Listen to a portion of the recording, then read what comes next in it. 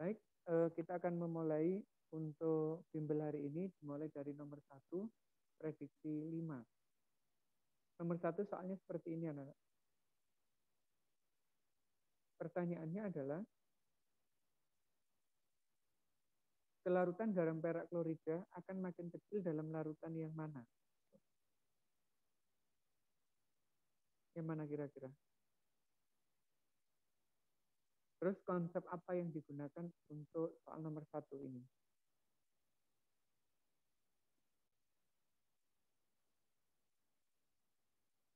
Kami saya siapkan ya untuk pembahasannya. Stop share aja ya.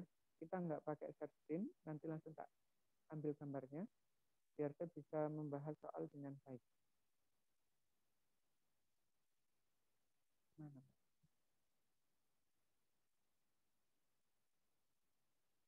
Bentar ya, sambil saya siapkan dulu.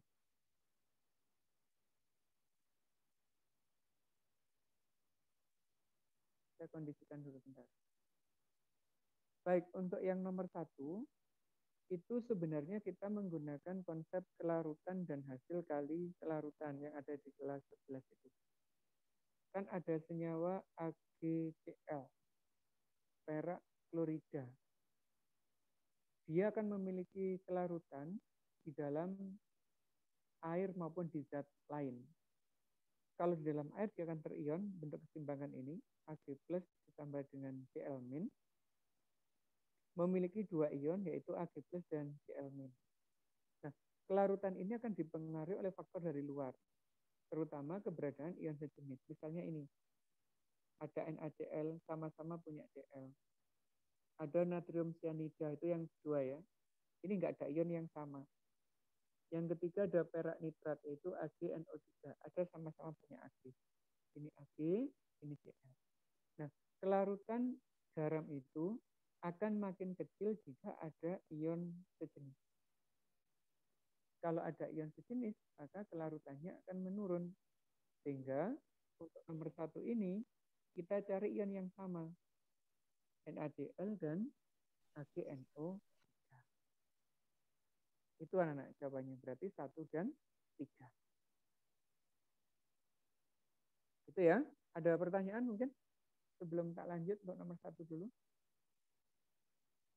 Nggak ada? Baik, kalau nggak ada, saya lanjut nomor 2.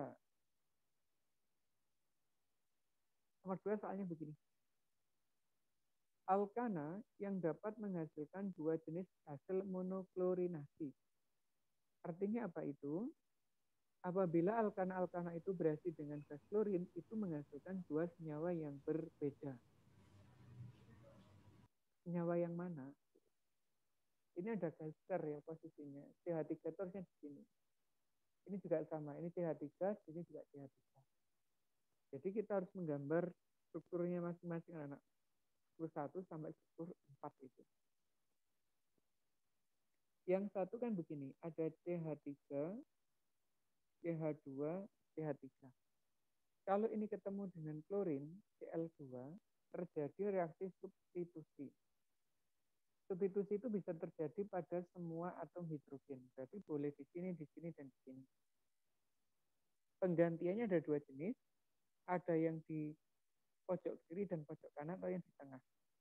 Sehingga kalau terjadi pergantian akan menghasilkan 2 produk. Yang pertama ini. Nah, ini CH2. Artinya atom Cl-nya terikat C yang ujung. Dan yang kedua, yang ini, CH3, CH, di sini CH3. Cl-nya ada di tengah.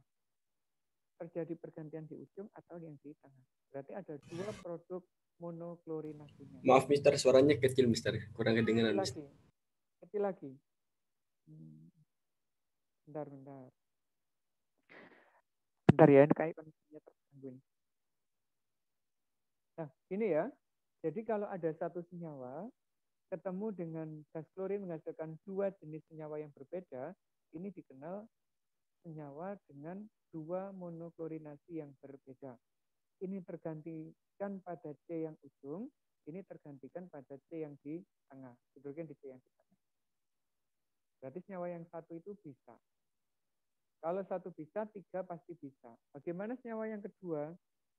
Yang kedua itu kan begini, CH3, CH2, CH2, CH3. Kalau ketemu Cl, ini karakternya mirip dengan ini. Berarti terganti di sini, di sini, di sini, atau di sini. Kalau terganti yang di CH3 misalkan, berarti produknya begini. CH3, CH2, CH2, CH2, Cl. Nah, gini ya. Kalau terganti yang di tengah, jadinya ini. CH, CH2, CH3, di sini ada Cl.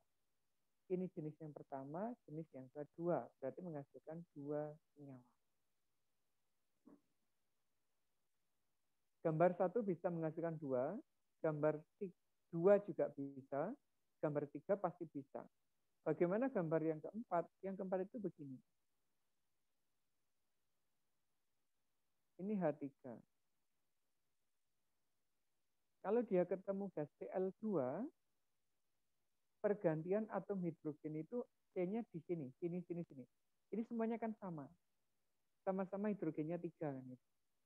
Kalau sama-sama hidrogennya 3, berarti penggantiannya hanya satu jenis aja. Mungkin yang di atas, mungkin yang di bawah, mungkin di kanan, mungkin di kiri. Jadi produknya, kita ambil yang kanan ya.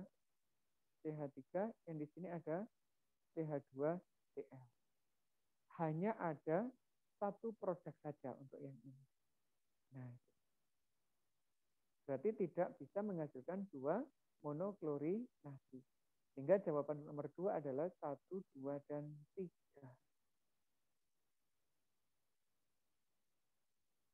Ini pemahaman materi kelas 11 ya, terkait dengan reaksi substitusi pada golongan alkana. Udah? Ada pertanyaan lagi? Enggak. Nomor 3 sekarang. Nomor 3. Koagulasi koloid dapat terjadi jika koagulasi itu artinya penggumpalan, mengendap. Koloid itu bisa rusak jika terjadi perubahan kondisi lingkungan yang ekstrim. Misalnya ada pemanasan, penambahan zat elektrolit, atau yang lainnya. Sehingga untuk jawaban nomor 3 ini, telur misalnya. Telur itu kan koloid. Kalau dipanaskan dia menggumpal. Berarti ini bisa. Koloid jika dicampur juga bisa menggumpal. Misalnya koloid bermuatan positif dan bermuatan negatif. Ini bisa. Ditambah elektrolit ini juga bisa. Kalau di dialisis ini bukan menggumpalkan, tapi hanya memurnikan saja. Berarti jawabannya adalah 1, 2, dan 3.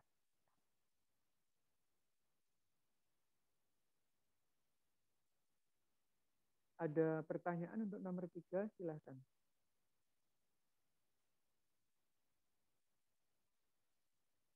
Terlalu gampang ya, koloid. Baik, kalau nggak ada nomor 4 sekarang. Keasaman CH3COH dengan Ka 1,8 10 pangkat min 5 adalah lebih rendah. Pembandingnya mana? Bentar ya. Pembandingnya adalah ini. Asam propanoat dengan Ka 1,3. Nah, yang kita bandingkan cuma Ka-nya aja, anak. Yang tadi 1,8, yang ini 1,3. Lebih kuat mana berarti asamnya? Lebih kuat yang Ka-nya lebih tinggi. Karena ukuran kekuatan asam untuk asam lemah itu adalah nilai Ka-nya. Semakin besar Ka, asamnya makin kuat. Berarti asam asetat yang pertama tadi itu lebih kuat dibandingkan yang asam propanoat. Kesimpulannya yang ini salah. Yang ini salah. Yang kedua, asam propanoat menghasilkan proton yang lebih banyak. Salah juga ya, karena ini asamnya lebih lemah daripada yang asetat. Berarti yang atas salah, yang ini juga salah. Jawabannya yang E untuk nomor 4.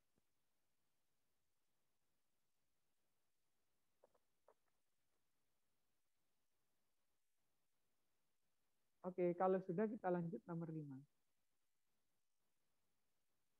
Pada awal reaksi, serbuk besi dengan serbuk belerang perlu pemanasan terlebih dahulu. Kemudian sistem akan berpikir terus sampai reaksinya tuntas.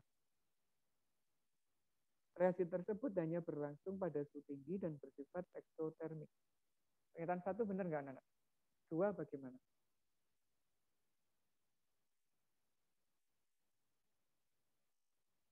Besi dan belerang itu pada suhu ruang dia tidak bisa bereaksi.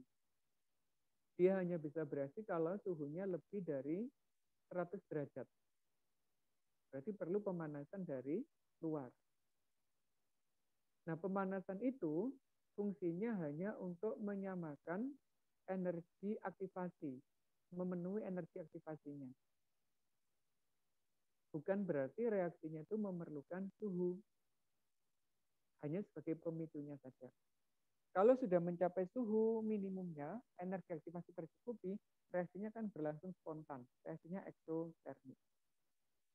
Jadi kesimpulannya, pernyataan yang atas benar, yang bawah juga benar, dan ada hubungan. Berarti opsinya yang A untuk nomor 5. Karena kita nggak belajar kimia unsur, berarti ya terpaksa kita bahas ini. Itu ya, nomor 5. Nomor 6. Seorang calon mahasiswa menambahkan 0,28 gram kristal KUH ke dalam 50 ml ratuan 0,1 asam lemah HA yang pH-nya 3. pH larutan garam yang terjadi jika diketahui massa atom K adalah 39, O 16 dan H1 adalah. Berarti ini kita menggunakan konsep stoikiometri. Kita cari masing-masing molnya dulu. Mol KUH pakai massa dibagi MR. Massanya 0,28, AR-nya 56. Ini ketemunya 0,005. Kemudian kita juga bisa menghitung molnya HA, asam lemah. Pakai M dikali P dalam satuan liter. M-nya 0,1, ininya 0,05 liter. Jadi ketemunya juga 00,1. Terus molnya dapat, kita reaksikan. KOH dan HA bereaksi. Ka dan H2O, ini produknya. Mula-mula reaksi sisa. Ini 0,005, ini juga sama. Nah, gitu. Berarti yang bereaksi juga ini 0,005. Ini juga 0,005, 0,005. Ini habis. Masuk konsep apa ini kalau kayak begini? Masuk konsep buffer atau hidrolisis. Kalau habis, ini berarti masuk di bab hidrolisis. Kalau hidrolisis, kita gunakan konsep yang itu anak-anak. Ini, H+ atau H-. Kemudian, ini kan mengandung basa kuat, ini asam lemah. Berarti garamnya ini akan bersifat basa. Gitu. Kalau garamnya bersifat basa, yang kita cari adalah konsentrasi OH-. Gunakan rumus ini. KW per KA dikali konsentrasi A minusnya. A minus dari konsentrasi garamnya itu ya. Terus, masukkan angkanya. KW itu adalah 10 pangkat min 14. Nah, KA-nya dapat dari mana? KA-nya itu bisa kita dapatkan dari asam lemah itu memiliki pH sama dengan 3 saat konsentrasinya 0,1 M. Nah, berapa KA-nya? Kita hitung KA-nya di sini. H+ akar KA dikali MA. Jadi ada hubungannya seperti itu. pH-nya 3, ini 10 pangkat min 3. Ini KA, MA-nya 10 pangkat min 1 dari 0,1. Dikuadratkan. 10 min 6, 10-1 itu sama dengan Ka. Sehingga Ka-nya ketemu 10 pangkat min 5. Kita bawa ke sini, 10 pangkat min 5. Nah, sekarang konsentrasinya berapa? Konsentrasinya A-. Nah, kita gunakan dari sini. Ini kan masih mol. Belum boleh masuk, dibagi dengan volumenya dulu. Berarti molaritasnya 0,005 dibagi volumenya tadi adalah 50 mili. Dijadikan liter. Nah, ini. Hasilnya 0,1. Baru yang kita bawa ke sini. Ini 10 pangkat min 15 dikurangi 5 berarti 10 pangkat min 10. Ketemunya 10 pangkat min 5 berarti POH-nya dapat min log 10 pangkat min 5 berarti 5. Nah, pH-nya berarti 14 dikurangi 5 ketemunya 9. Jadi untuk nomor 4 pH-nya adalah 9. Panjang ya cara jawabnya. Ini untuk soal nomor 4. Kok nomor 4? Soal nomor 6. Ada pertanyaan? Ini butuh pemahaman asam basa dan sebagainya. Enggak ya? Cuman caranya panjang gitu, Mister ya? Iya. Kalau misalkan ketemu, ditinggal aja enggak apa-apa. Ini betul waktu 3 menitan Mas jawabnya. Oh, oke, Mister. Itu ya. Nanti tak fotokan enggak apa-apa. Nah, sekarang kita lanjut yang nomor 7. Bentar, tak siapkan kertasnya.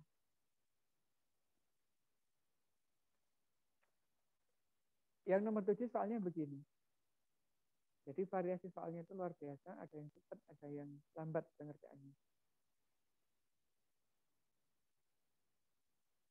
Untuk yang nomor 7, ada N2 ditambah 3H2 bisa membentuk 2NH3 dengan entalpi minus 34.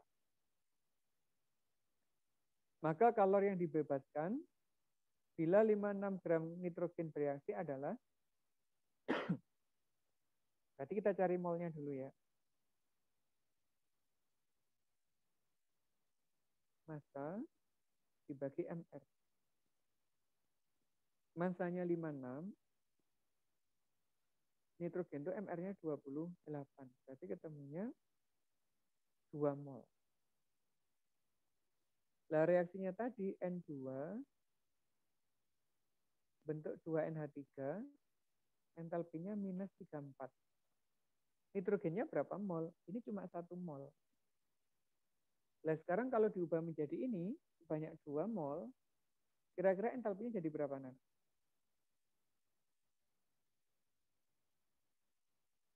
Kan 2 kali 5. Kali, Mister.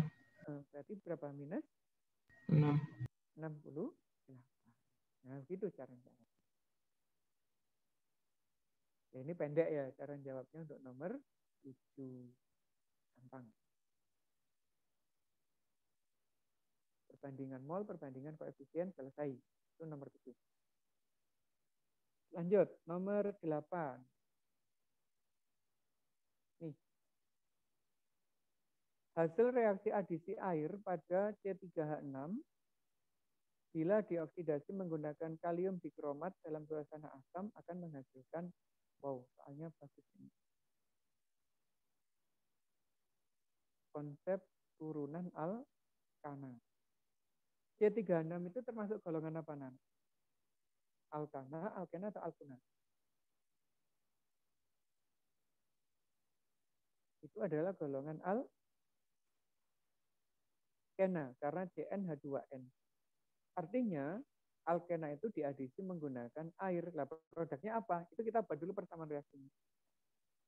Alkena itu kan begini, 1, 2, 3. Ini hidrogennya 3, ini 1, di sini 2. Kalau diadisi dengan air, ini produknya apa? Atas ke bawah aja ya biar enak. C di sini kan berikatan rangkap dengan C ini. Diputus.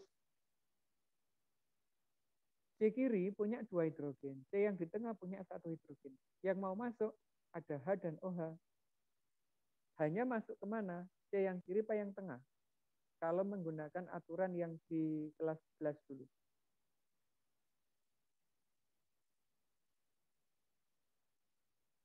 Hidrogen ini akan terikat di atom C yang hidrogennya lebih banyak, kan begitu. Sedangkan OH terikat di C yang hidrogennya lebih sedikit. Nah, produknya jadi ini. CH3, CH, CH3 di sini OH. Golongan apa itu anak-anak? Kalau ketemu kayak gitu. Ini golongan alkohol sekunder. Nah, kalau alkohol sekunder itu dioksidasi dengan kalium dikromat K2Cr2O7, sama saja oksidasi pada golongan alkohol sekunder. Jadinya apa dulu? Ini. Ini berubah menjadi ikatan rangkap. Ini 3, ini tetap 3. Yaitu menjadi golongan keton. Nah, gitu. Sehingga untuk nomor 8, jawabannya adalah propanon sebagai keton. Ada pertanyaan? Silakan, nomor 8.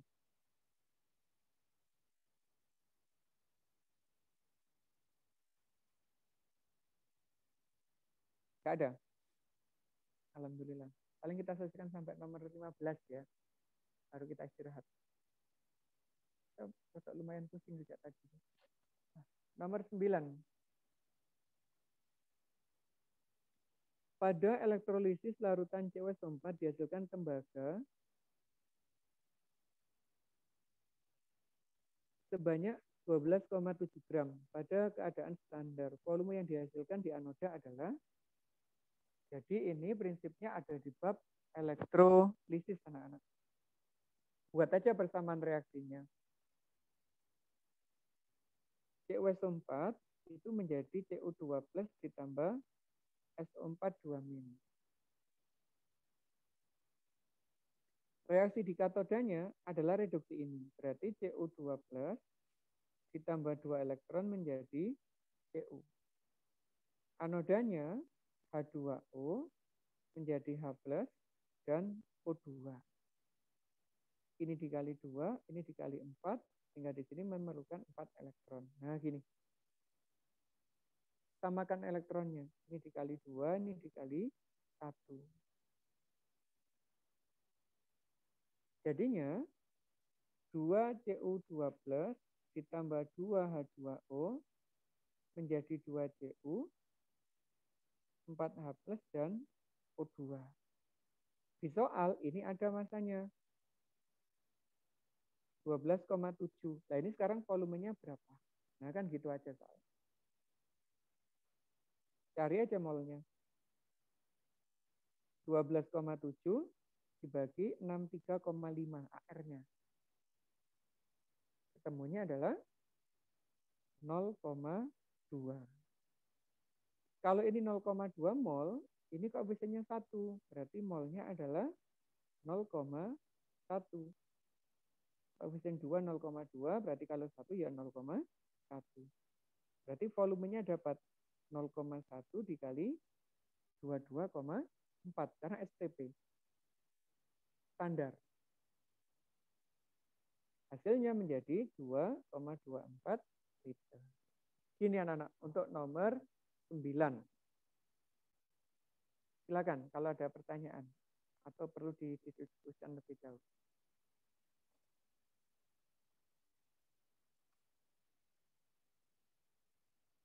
Nggak ada ya? Aman ya? Mister. Ya. Cara menentukan katoda sama anoda, Mister. Oh, katoda. Baik. Katoda itu kita lihat ion positifnya, Mas. Ini kita tarik ke katoda. Nah, gitu. Terus kita lihat ion positifnya itu termasuk golongan 1, golongan 2 apa bukan gitu. Kalau dia tidak termasuk golongan 1, golongan 2, berarti yang ion positif langsung direduksi kayak CO ini. Tapi kalau ini adalah natrium misalnya. Natrium kan golongan 1 ya. Dia nggak boleh langsung direduksi, Mas. Tapi yang direduksi adalah air karena kondisinya larutan. Gitu untuk yang katoda. Nah, kalau anoda bagaimana? Kalau anoda kita lihat pertama adalah elektrodenya. Kalau di soal tidak diketahui elektrodenya, berarti yang digunakan adalah elektrode inert.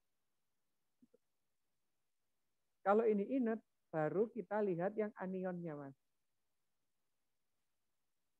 Anionnya apa? Kalau anionnya sisa asam oksi kayak SO42-, dia tidak bisa langsung dioksidasi. Yang bisa dioksidasi adalah air. Berbeda kalau ini Cl, misalkan CuCl2. Kalau Cl- itu bisa langsung dioksidasi menjadi Cl2 karena golongan halogen. Itu cara mendeteksi yang berada di katoda maupun anoda. Itu ya. Sambil dilihat lagi skema yang sempat kita bahas di semester 1 dulu. Itu kan ada skema panjangnya. Masih ada pertanyaan terkait dengan nomor 9? Silakan.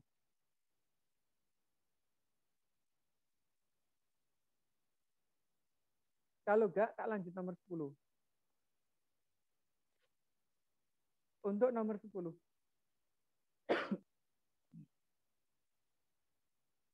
Sebanyak 35 gram suatu cuplikan yang mengandung besi, dianalisis dengan cara membakarnya. Terbentuklah 25 gram Fe2O3. Berapa kadar besinya? Nah, kalau ngadepi soal kayak gini, ditanyakan kadar, berarti kita harus membandingkan massa murni dibandingkan dengan massa sampelnya. Sampelnya kan sekian kan, 35 gram. Berarti kita harus menghitung massa besi aslinya itu berapa. Langkahnya kita setarakan dulu, anak. Kemarin kan belum setara ya. Fe ditambah O2 membentuk Fe2O3. Gimana nyetarakannya? O-nya kan 3, kali 2 aja. Jadi 6 kan? Ini jadi kali 3. Fe-nya jadi 4, sudah setara. Terus, diketahui di sini punya massa. Massanya adalah 25 gram. Kita cari molnya. Berarti 25 dibagi MR-nya 160. Kalau dihitung pakai kalkulator ini ketemunya sekian, 0,156 mol. Kemudian yang ditanyakan kan besinya, Mas ya, bukan Fe2O3. Berarti yang di sini. Molnya juga dapat, ini koefisiennya 4, ini 2. Berarti ini 2 kalinya. 2 kali ini 0,156. 0,312. Molnya dapat, kita bisa mencari massa Fe-nya. 0,312 dikali AR-nya Fe ini sebesar 56. Kalau dihitung ketemunya 17,5 gram. Sehingga kalau ditanyakan berapa persen, ya gampang. Massa hitungnya adalah ini, gitu. Massa sampelnya tadi adalah 35, baru dikali dengan 100%. Jadi berapa itu? Pas ya, 50% separuhnya. Nah, gitu. Jadi hasilnya adalah 50%.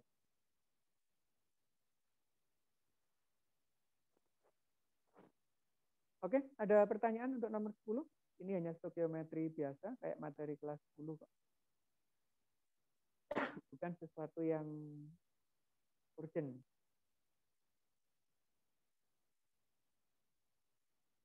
Baik, kalau nggak ada masalah tak lanjut. Nomor 11. Ini nomor 11.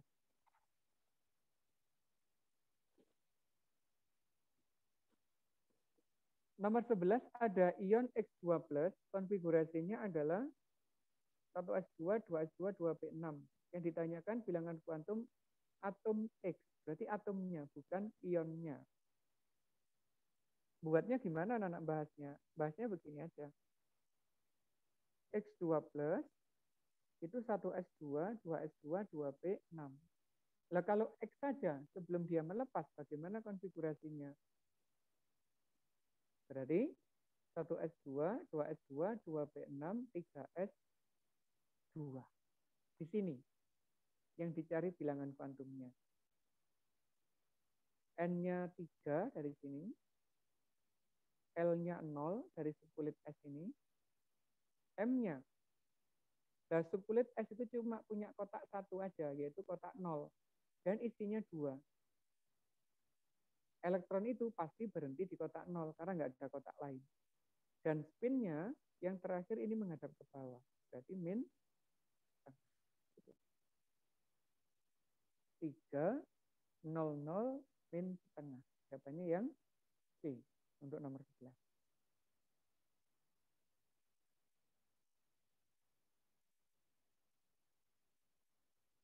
Lanjut ya. Mister mau tanya. Silakan. Tadi nyari L sama M-nya gimana, Mister? Untuk L itu dari subkulit, Mas. Kalau subkulitnya S, itu L-nya 0. Kalau P, L-nya 1. Kalau D, L-nya 2. Kalau F, L-nya 3. Nah, gitu ya. Nah, untuk mencari M, itu dari sini. Untuk subkulit S, karena dia 0, M-nya itu kan plus minus L nilainya. Plus minus dari 0 itu kan 0, berarti dia hanya punya kotak 0 aja, nggak punya kotak lain. Tapi kalau L-nya 1 itu punya 3 kotak, Mas. Nah, gini. Kotak 0, min 1, dan plus 1. Kalau L-nya 2, berarti dia punya 5 kotak. 2, 3, 4. 0, min 1, min 2, plus 1, dan plus 2. Sampai sebarkan aja elektronnya itu. Dan berhentinya ada di kotak mana. Kalau ini tadi kan 2. Di sini 1, 2. Pasti berhenti di kotak 0. Tidak ada kotak lain. Tapi kalau misalkan ada P3 gitu. Kan P itu punya 3 kotak. Isinya 3. 1, 2, 3. Berhentinya di plus 1. Berarti nilai M-nya adalah positif 1. Gitu cara menentukannya. Ada pertanyaan lagi? Dilanjutkan, apa pertanyaannya? Kalau misalnya masih bingung. Enggak ya? Sudah paham ya? Karena ini ngulang aja Pak materinya. Baik, kalau nggak ada langsung nomor 12. Untuk nomor 12, ada salah simbol ini, simbol keseimbangan. Ini itu sama dengan ini. Berapa K-nya? Cara jawabnya gini anak-anak. Kita buat persamaan yang pertama, ditulis saja. 2AB, ditambah B2 ya. Ditambah B2 berkeseimbangan membentuk 2AB2 dengan K nilainya 25. Yang ditanyakan kan AB-nya di sebelah kiri, berarti ini dibalik. 2AB2, 2AB ditambah B2, K-nya dibalik, itu tidak boleh plus minusnya, tapi menjadi seper. Ini menjadi seper 25. Nah, yang ditanyakan kan koefisiennya tinggal 1 aja, kan gini. Berapa KC-nya? Ini ke sini itu kan dikalikan setengah ya, Nah ya. Atau dibagi 2. Sehingga ini pun juga sama. Seper 25, tapi dipangkatkan setengah. Perkaliannya ini menjadi pangkatnya dia.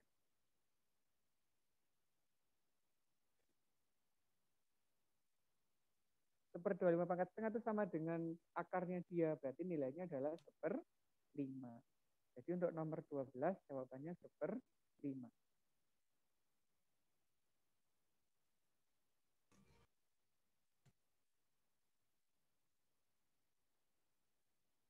Gampang ya?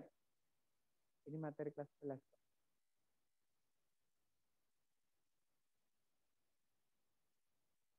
Baik, kalau nggak ada masalah, kita lanjutkan nomor 13. Ini. Jika suhu naik 10 kali, 10 derajat, kecepatan reaksi menjadi 2 kali lipat. pada saat T, lajunya 12 menit. Pada saat T plus 30, berapa menit waktunya? Nah, anak-anak buat permisalan aja. Ini T, ini waktunya 12 menit. Suhunya naik 10, berarti ditambah 10 menjadi T plus 10, T plus 20, T plus 30. Ini yang ditanyakan. Lajunya 2 kali lebih cepat. Kalau waktu, berarti waktunya makin pendek. Ini jadi 6, ini jadi 3, ini jadi 1,5. Nah, ini yang ditanyakan. Berarti saat T plus 30, lajunya adalah 1,5 menit. Simple ya, untuk nomor 13.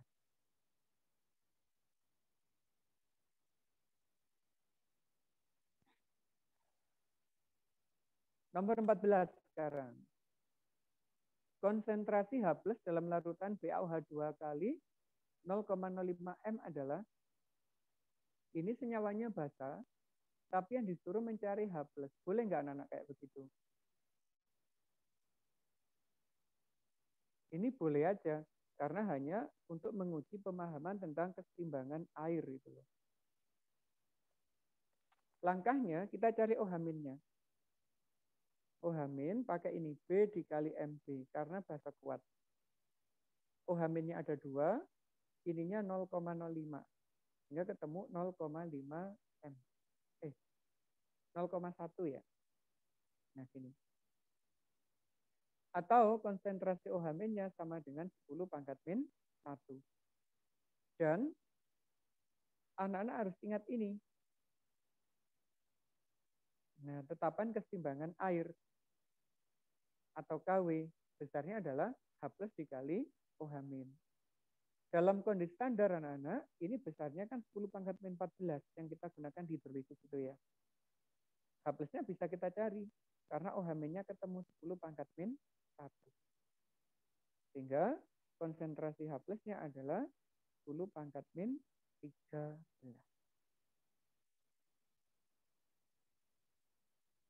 Itu nomor 14.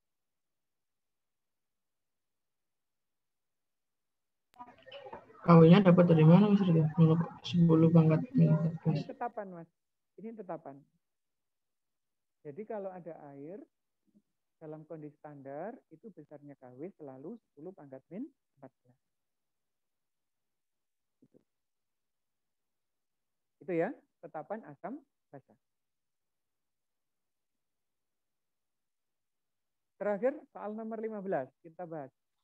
Oh, saya sudah tidak kuat dengan pusingnya ini. Nomor 15. Natrium karbonat adalah garam asam. Natrium karbonat mengubah lakmus biru menjadi merah. Benar nggak kira-kira?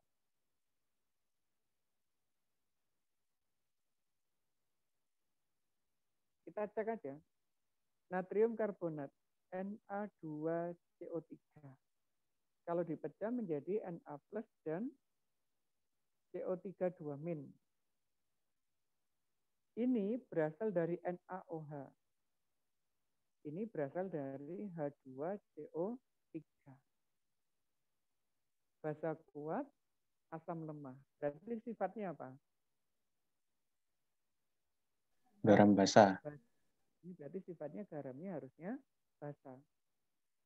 Kalau basa, mengubah lakmus merah menjadi Biru. Nah, berarti kesimpulannya apa itu? Ini Salah. Salah, Ustaz. Salah dua-duanya. Salah ya. Berarti dua-duanya salah. Nah, itu anak-anak untuk membahas soal-soal hari ini sampai di nomor 15. Apakah masih ada pertanyaan? Silakan. Nomor 8 tadi jawabannya apa Mas Rida? Saya ketinggalan. Yang propanon, yang ini. Oh, Ada lagi pertanyaan? Kalau nggak ada, selesai. Nah. Baik, alhamdulillah. Terima kasih atas perhatiannya anak-anak untuk bimbel hari ini. Maaf ya, agak diakhiri lebih cepat karena saya pusingnya luar biasa. Ini tadi saya tiduran sambil nunggu jam. Kita ketemu lagi insya Allah minggu depan. Assalamualaikum warahmatullahi wabarakatuh. Waalaikumsalam.